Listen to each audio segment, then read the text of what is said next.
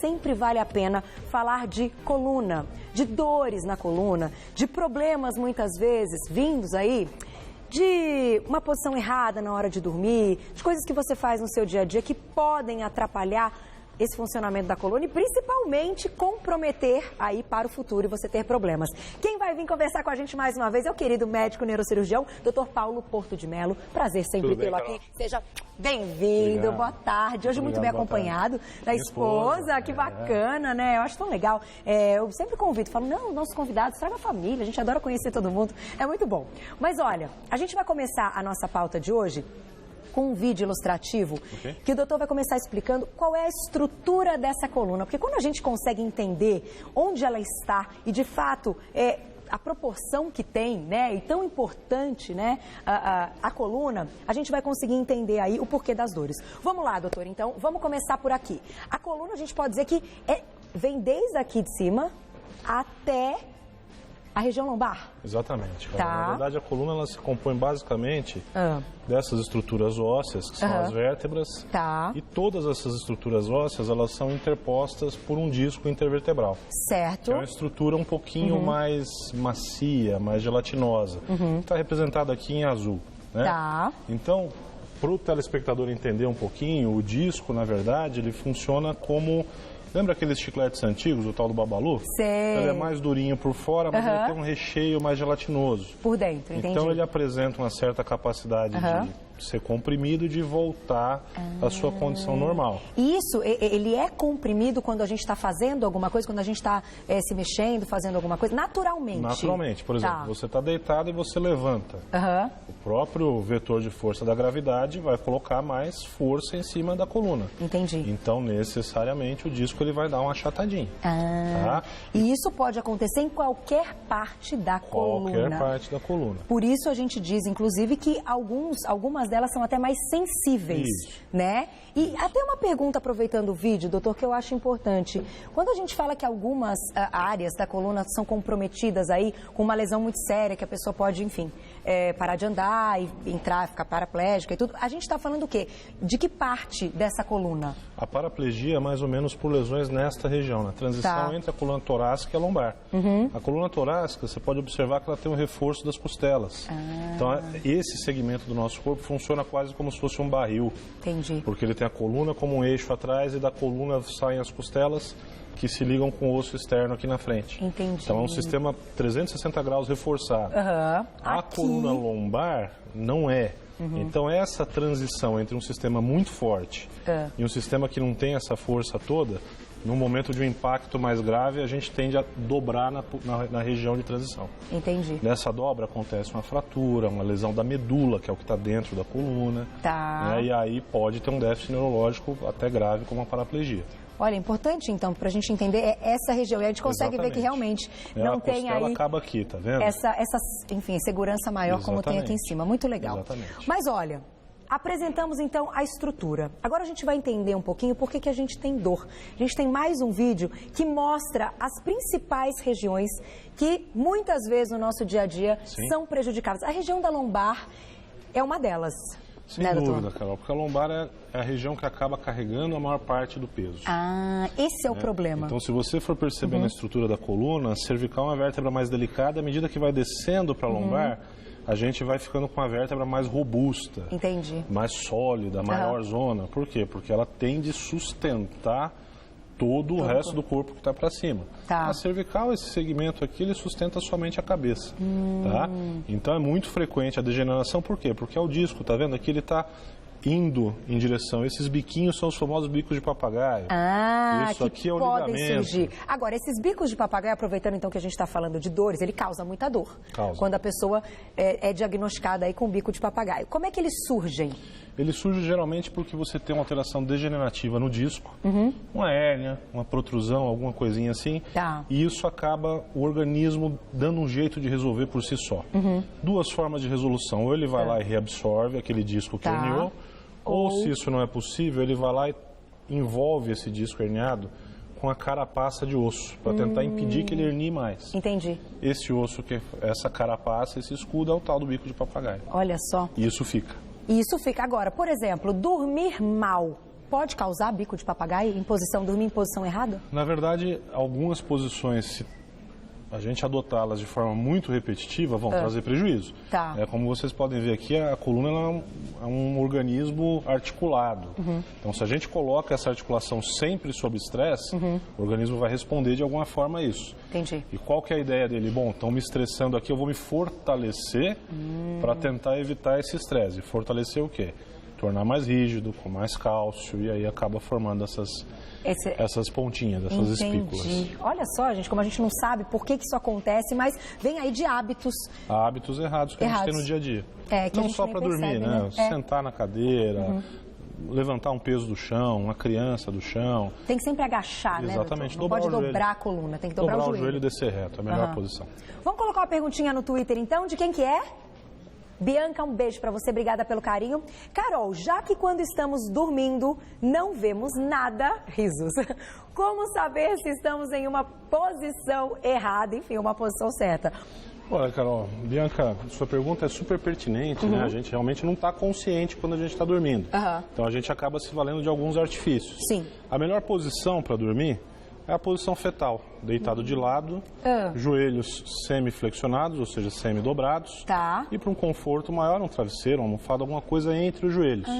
Senão, o atrito do osso do joelho com o outro joelho também vai acabar incomodando. Entendi. Travesseiro mais ou menos na altura da distância entre o ombro e o pescoço. Perfeito. E tudo bem. Eu não gosto de dormir de lado. Ou eu começo a dormir de lado, como a Bianca, mas eu me viro ao longo da noite. O que a gente faz? Pega uma almofadinha, ou aqueles rolinhos que tem de travesseiro, coloca nas costas. Inconscientemente, quando você for se virar à noite e encostar naquilo, você volta. Entendi. É simples. Para lembrar. Agora, é claro que é um hábito também. É um hábito, sem dúvida. Essa é a melhor maneira. E para as pessoas que têm o hábito de dormir de bruços, é o pior, né, doutor? É ruim. É bem ruim. É ruim porque aí, de bruços, olha, a gente pode mostrar esse modelo aqui. Então, isso aqui é um modelo, uma escala de uma coluna humana. Tá. Então, aqui a gente tem as vértebras e aqui a gente tem as articulações entre uma vértebra e a outra, tá? Nesta região aqui, por exemplo, a gente vê bem. Se a gente simplesmente dorme de bruços, eu vou reproduzir a posição aqui, olha o que acontece com a nossa coluna.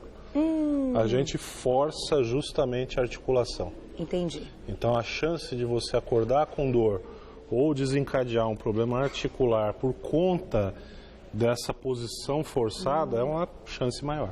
Então, quem já tem aí uma dor até crônica de coluna já há algum tempo, dormir de bruços, péssimo. Não é o recomendado. Não é o recomendado. Então, todo mundo entendeu de lado, não é tão simples. E para cima, assim, dormir? Aí depende muito de como é que você faz esse para cima. Se você dobra a perna, se você não dobra a perna.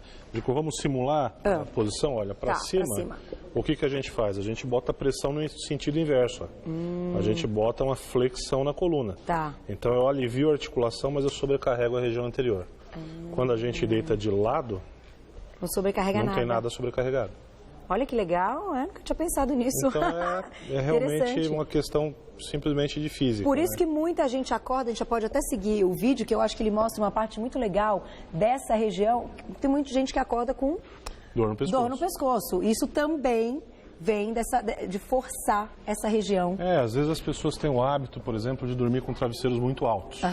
Então imagine que se eu tivesse aqui, por exemplo, um travesseiro alto no meu pescoço, eu ia dormir com a cabeça assim.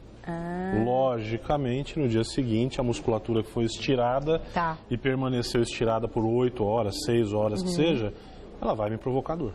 E nesse caso, o problema doutora, até queria que você explicasse, exatamente nessa vértebra, nessa parte que você disse que é mais gelatinosa. Isso, o disco. O disco, é aí que a gente tem a dor, é no disco. Isso, é uma das fontes de dor, a principal fonte de dor, esse azulzinho. Olha. Mas todas essas outras estruturas da coluna, por exemplo, isso aqui, que é o arco posterior da vértebra, nas vértebras mais lombares a gente tem os processos transversos, foi aquilo que o nosso jogador de futebol machucou, Tudo isso é ponto de inserção muscular. Então, o músculo que dá sustentação, ele é amarrado, digamos assim, ele se ancora nessa região. Entendi. Então, se eu estico o músculo de um lado, ele está puxando a vértebra junto com ele. Entendi, é uma fisgada. Por isso que dói. E muitas vezes essa dor pode permanecer. Pode permanecer. Um tempo e você fica travado, né? Quem nunca ficou travado, né? Pode permanecer. Temos mais uma pergunta no Twitter de quem que é? Da Rebeca? Rebeca, um beijo pra você. Vamos lá, perguntinha na tela. Grávidas têm mais tendência a ter problemas de coluna? Sim Pelo Rebeca, peso, né? Na verdade, assim, a gravidez ela tem algumas condições que são muito peculiares, Rebeca. Então, em primeiro lugar, você tem uma modificação no seu ponto de gravidade, seu centro de gravidade. Tá. Porque o abdômen começa a se desenvolver pela criança e você acaba se inclinando para frente. Normal.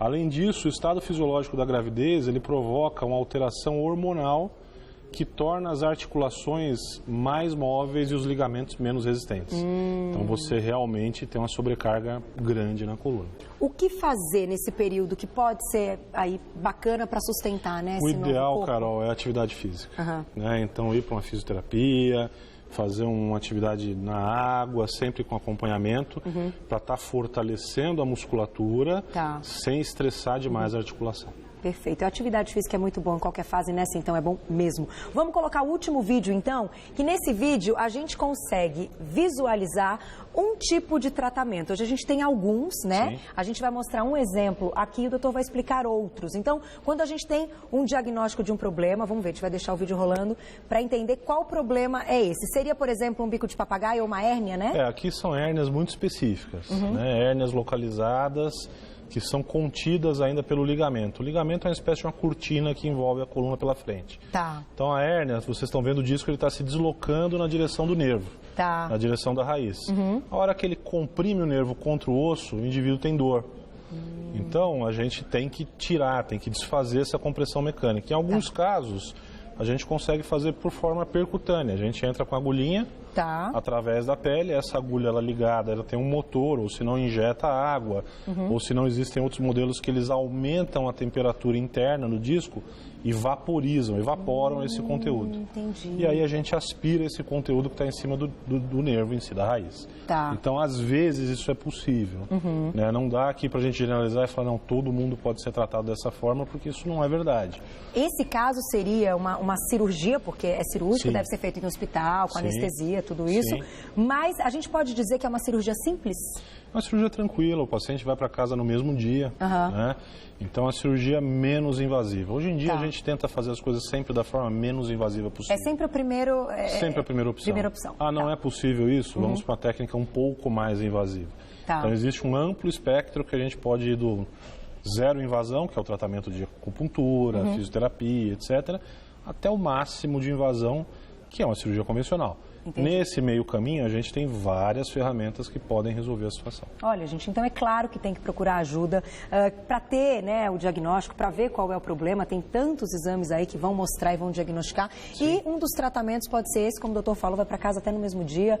Fantástico saber disso, né? Eu acho que isso anima muito aí os pacientes. Quero te agradecer mais uma vez, sempre um prazer tê-lo aqui. Olha, grande professor, a gente tem sempre aulas maravilhosas com o querido Dr. Paulo Porto de Mello. Eu vou deixar um site, quem quiser tirar dúvida, é só acessar www.doutorabreviado.pauloportodemelo.com.br, doutor abreviado pauloportodemelo.com.br. E toda essa explicação tão bacana, o doutor dá aula mesmo, dá aula até fora do Brasil, então é muito legal ter seus conhecimentos aqui com a gente. Obrigada, viu? Um beijo na sua esposa e na família. Até a próxima, volte logo.